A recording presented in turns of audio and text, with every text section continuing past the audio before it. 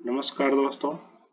आज हम group D के लिए HSSC द्वारा जारी किए गए नोटिफिकेशन पर बात करेंगे। ये नोटिफिकेशन पब्लिश हुआ था 30 मई को और ऑनलाइन फॉर्म जो भरने स्टार्ट हुए थे वो 5 जून से स्टार्ट हो गए हैं और इसकी आखिरी तारीख कब रहेगी? 26 जून।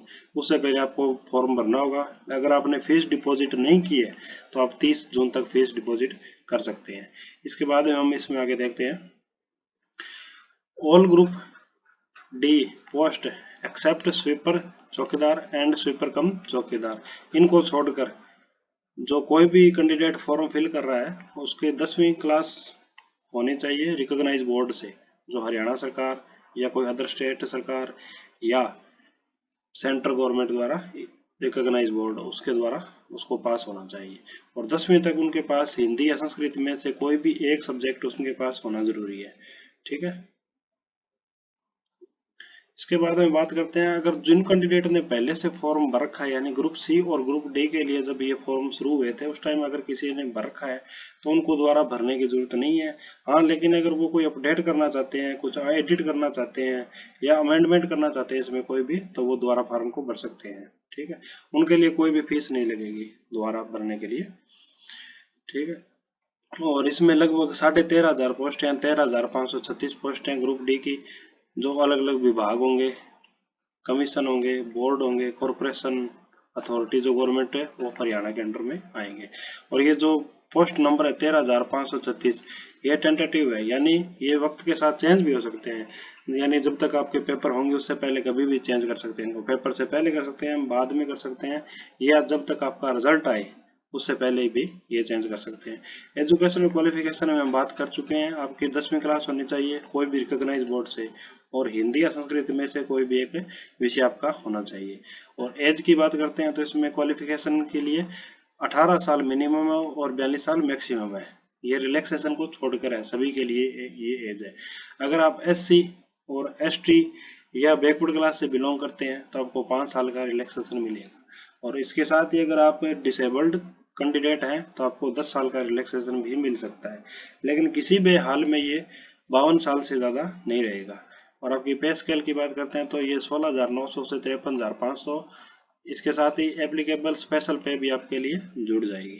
जो अलग अलग गवर्नमेंट स्कीम चलती रहती है वो अगर आपकी जुड़ती रहती है तो वो जुड़ेगी।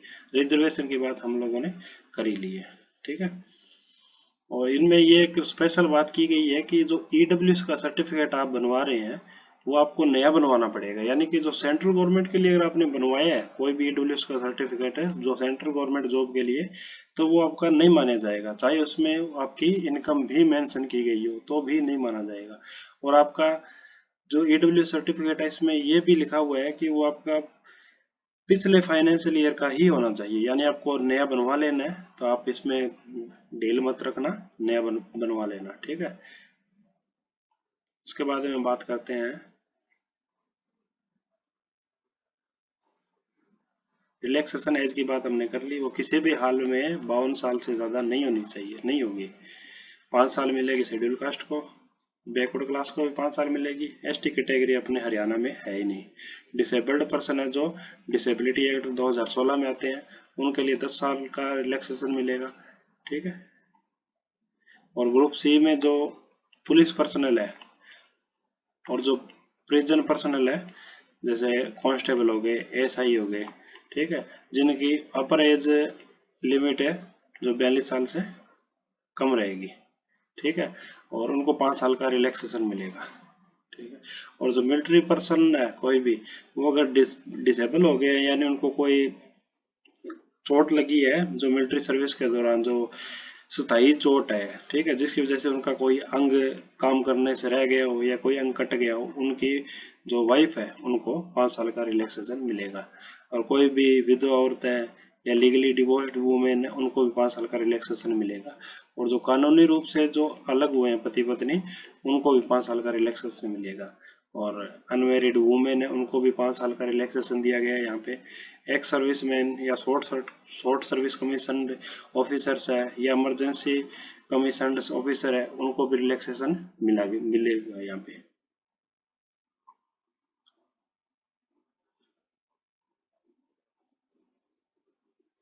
इसके बाद में हम देखते हैं इसमें क्या चीज़ है। Provision of compensatory time and assistant of subscribe and to person with benchmark disability. कोई भी पर्सन जैसे दिव्यांग है तो उनको अगर वो लिख नहीं सकता या देख नहीं सकता तो उनके लिए वो अपने एक सहायक को ले जा सकते हैं, उसके लिए प्रोविजन बताए गए हैं। ठीक है, और उनको एक्स्ट्रा टाइम भी मिलता है, उनके लिए भी ये बताया गया है। ये आपको एक सर्टिफिकेट मिलेगा नीचे, वहाँ पे आपको अनेक्सर को उसको फुल भर के उसके बाद में उसको आपको पंचकुला ऑफिस में लेके जाना पड़ेगा और वहां से उसको वेरीफाई करवाने के बाद ही आपको अनुमति मिलेगी, अन्यथा आपको कोई अनुमति नहीं मिलेगी, ना एक्स्ट्रा टाइम मिलेगा। ठीक है, उसके लिए अनेक्सर दिए गए हैं, ये अपने नीचे डिटेल में देखेंगे। और ये पीडीएफ आपको हमारे टेलीग्राम चैनल पे मिल जाएगी, जो कमेंट सेक्शन में पिन रहेगा। ये टाइम बताया गया है। ठीक है, 20 मिनट 1 आवर पे आपको एक्स्ट्रा मिलेंगे। ठीक है, ये अलग अलग डिसेबिलिटी के प्रकार है। ठीक है, जैसे ब्लाइंडनेस एंड लो विजन होगी, deaf and hard of hearing होगी, ठीक है, लोकोमोटिव डिसेबिलिटी होगी, ऑटिज्म हो गया, मल्टीपल डिसेबिलिज्म हो गया। ठीक है, और उसके बाद हम फीस की बात करते हैं। अगर आपने पहले से फॉर्म भर रखा है और एडिट करना चाहते हैं तो आपकी कोई फीस नहीं लगेगी, लेकिन अगर आप पहली बार फीस भर रहे हैं, पहली बार फॉर्म भर रहे हैं तो आपकी फीस लगेगी। कोई मेल एप्लीकेंट है उसके लिए 500 रुपये रहेगी। अगर वो अपना आधार कार्ड और परिवार पहचान पत्र नंबर देता है, अगर नहीं देता तो उसको 1000 रुपये रहेगी। और ये नॉन रेजिडेंट हरियाणा के यानी तो जो अदर स्टेट के उनके लिए, जो अगर आधार नंबर देगा उनके लिए तो 500 है, और जो आधार नंबर प्रोवाइड नहीं करेगा उनके लिए 1000 रुपये रहेगी सभी के लिए। और जो मेल एप्लीकेंट रहेंगे, जो एक्स सर्विसमैन के बच्चे हैं, उनके लिए भी ये 500, और अगर ना ही आधार कार्ड वो फैमिली आईडी ना दे तो उनके लिए 1000 रहेगा। फीमेल एप्लीकेंट के लिए 250 रुपये और 500 रुपये, एक्स सर्विसमैन के लिए भी 250 रुपये और 500 रुपये, और डिसेबल्ड पर्सन है उनके लिए भी 250 और 500। और कोई भी जो फॉर्म भर रहा है वो अगर एससी कैटेगरी से, बैकवर्ड क्लास से या ईडब्ल्यूएस से बिलोंग करता है तो उनके लिए भी 250 रुपये और 500 रुपये रहेगी। हाँ, एक बार अगर आपने फीस डिपॉजिट कर दी है तो वो ना तो रिफंड होगी, ना एडजस्ट होगी। ठीक है, और ना ही ट्रांसफर होगी। तो इस बात का ध्यान रखें, फॉर्म आपको बिल्कुल ध्यान से भरना है। अपने आने वाली वीडियो में हम आपको ये भी बताएंगे फॉर्म कैसे भरना है। ये क्राइटेरिया बताया गया है सिलेक्शन का और एग्जामिनेशन का। ठीक है, इसमें आपके जो कॉमन एलिजिबिलिटी टेस्ट यानी सीईटी का टेस्ट होगा, जो उम्मीद है नवंबर दिसंबर तक हो जाएगा, उसमें 95% उसके मार्क्स रहेंगे। यानी क्वेश्चन तो पूरे 100 आएंगे, लेकिन वो 95 नंबर के ही रहेंगे। यानी एक क्वेश्चन रहेगा 0.95 नंबर का। और जो 5 नंबर आपको मिलेंगे वो सोशल इकोनॉमिक क्राइटेरिया के मिलेंगे, वो सभी लोगों को नहीं मिलेंगे, नो जॉब वालों को मिलेंगे, और जिनकी इनकम 1,80,000 रुपये से कम है, ठीक है, उनको मिलेंगे। इसमें सीटी, उसमें आपका जब रिजल्ट आएगा तो सीटी मार्क्स लिखा होगा, उसका मतलब होगा जो आपने 95% में से कितने मार्क लिए हैं। ठीक है, और सीटी स्कोर में पूरे 100 में से आपने कितने स्कोर किए हैं, ये कुल मिला के टोटल आएंगे। ठीक है, और कॉमन एलिजिबिलिटी जो टेस्ट होगा यानी सीईटी का जो टेस्ट होगा वो 2 भागों में बांटा गया है। यानी 75% मार्क्स में आपके जनरल अवेयरनेस के क्वेश्चन आएंगे, रीजनिंग आएगी, क्वांटिटेटिव एबिलिटी आएगी, इंग्लिश आएगी, हिंदी आएगी, और रिलेवेंट और कंसर्न सब्जेक्ट है जो भी वो आएंगे। ठीक है, और 25% में आपको क्या आएगा, history, current affair, literature, geography, environment और कल्चर आएंगे हरियाणा के। यानी हरियाणा के 25% मार्क्स आपको मिलेंगे। ठीक है, तो हरियाणा को आपको पूरी अच्छे से तरह से करना है, इसमें आपको कोई भी ढील नहीं रखनी है। तो हम सोशल इकोनॉमिक क्राइटेरिया की बात कर लेते हैं। इसमें आपको 5% का आपका वेटेज रहेगा। ये 5% किसको मिलेंगे किसको नहीं मिलेंगे उसके बारे में हम डिटेल से आने वाली वीडियो में आप लोगों को बताएंगे। इसमें ये बताया गया है कि कोई भी जो फॉर्म भर रहा है उसकी फैमिली में कोई भी पर्सन या वो खुद कोई भी गवर्नमेंट जो एम्प्लॉय में न हो, कोई डिपार्टमेंट, बोर्ड या कॉरपोरेशन में न हो। ठीक है, और उनकी जो ग्रॉस एनुअल इनकम है, चाहे वो सैलरी से हो, एग्रीकल्चर से हो, बिजनेस से हो, कोई भी प्रोफेशन से हो, वो 1,80,000 रुपये से ज़्यादा ना हो। ठीक है, इसके बारे में आपको कैसे फॉर्म फिल करना है, क्या क्या करना है, ये आपको अब हम आने वाले वीडियो में पूरी डिटेल से बताएंगे। ठीक है, ये सभी चीज़ें हम आपको बताएंगे। उसके बाद में हम सिलेबस की बात कर लेते हैं। जनरल अवेयरनेस जिसका वेटेज रहेगा 15%। इसमें क्या रहेगा, इंडिया के जो नेबरिंग कंट्री है उनके साथ कैसे रिश्ते हैं, ठीक है। और जैसे जिनके साथ इंडिया का इतिहास जो है वो पार्ट रहा है, उनके बारे में ज़्यादा आपको ध्यान देना है। जैसे पाकिस्तान हो गया, नेपाल हो गया, भूटान हो गया, बांग्लादेश हो गया, चीन हो गया, ये कंट्री ज़्यादा इंपॉर्टेंट रहेगी। और इंडियन पॉलिटी और कॉन्स्टिट्यूशन इंपॉर्टेंट रहेगा। आर्ट और कल्चर और ज्योग्राफी भी आएंगे। और जनरल साइंस का भी वेटेज 15% रहेगा। इसमें आपको फिजिक्स, केमिस्ट्री और बायोलॉजी रहेंगे। ये 10th लेवल तक रहेंगे, ठीक है, 10th लेवल। और इसके बाद रीजनिंग और क्वांटिटेटिव एबिलिटी के भी 10% वेटेज और 15% वेटेज रहेंगे, ठीक है। ये बेसिक से आएंगे, आपको 10th लेवल तक आएंगे, ठीक है, ज़्यादा हार्ड एंड फास्ट नहीं है। ये हम आपको अपने इसी यूट्यूब चैनल पे आपको आने वाली वीडियो में आप लोगों को पूरा सिलेबस ही कवर करवाएंगे।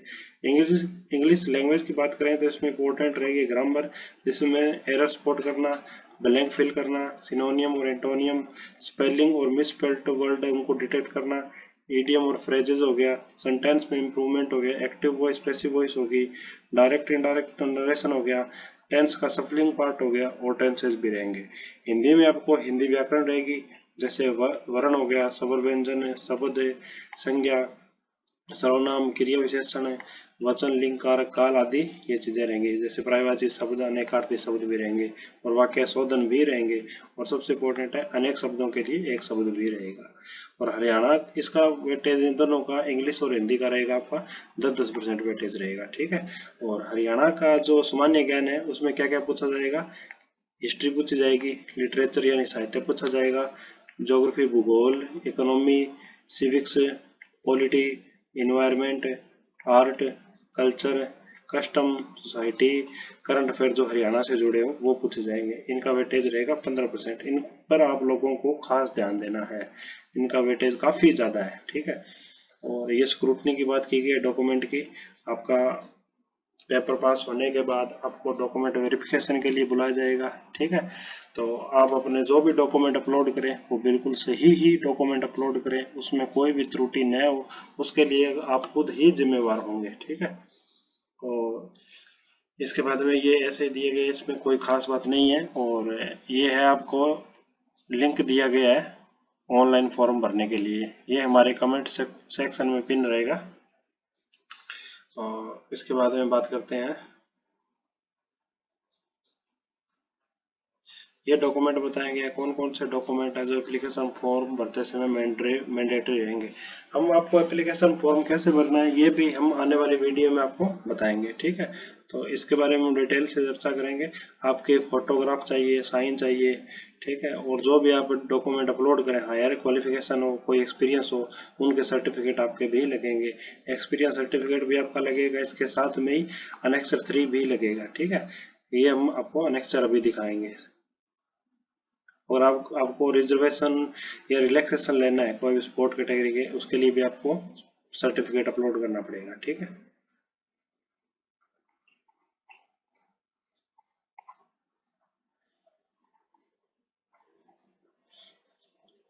ये जो अनेक्सर फर्स्ट है ये रहेगा जो फिजिकली डिसेबल्ड पर्सन है उनके लिए रहेगा, जिनको एग्जामिनेशन में लिखने के लिए किसी सहायक की जरूरत पड़ती है उनके लिए ये रहेगा, ठीक है।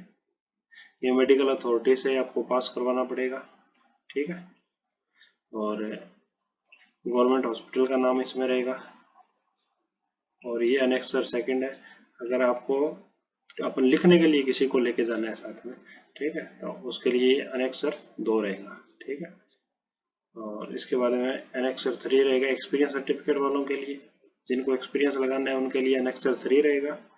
और उसके बाद में नो जॉब सर्टिफिकेट रहेगा, ये इस पे स्पष्ट लिखा है वेरीफाई होना चाहिए तहसीलदार से, ठीक है। तो आप लोगों को तहसीलदार से ही वेरीफाई करवाना है ये, ठीक है, सेल्फ अटेस्टेड करके नहीं लगाना है, इस बात का ध्यान रखें। ये कैसे भरना है ये सबसे इम्पोर्टेंट है अभी हाल के समय में, तो इस पे हम डिटेल से चर्चा करेंगे कैसे भरना है, कैसे पूरा करवाना है। ये नंबरदार से वेरीफाई होगा, फिर पटवारी से होगा, फिर तहसीलदार से वेरीफाई होगा, ठीक है। और ये AWS का सर्टिफिकेट है, आपको 2022 और 2023 फाइनेंशियल ईयर के लिए आप लोगों को ये बनवाना पड़ेगा, ठीक है, नया बनवा लीजिएगा। और कोई भी स्पोर्ट पर्सन है तो उसके लिए स्पोर्ट्स ग्रेजुएशन सर्टिफिकेट है, ठीक है, ये भी आप लोगों को भर के लगाना पड़ेगा। इसके बाद में अगर कोई विडो एप्लीकेंट है तो उसके लिए ये फॉर्म रहेगा। अनेक्सर 7, अनेक्सर 8 भी विडो सर्टिफिकेट है गवर्नमेंट ऑफ हरियाणा का। और अनेक्सर 9 रहेगा जिस कोई भी ऐसा एप्लीकेंट जिसके फादर एक्सपायर हो गए हैं उसके लिए। अनेक्सर 10 भी यही रहेगा। ये दोनों आप लोगों को, जिनके फादर एक्सपायर है उन लोगों को ये दोनों अनेक्सर भरने पड़ेंगे। धन्यवाद। चैनल को सब्सक्राइब कीजिए, लाइक कीजिए, शेयर कीजिए।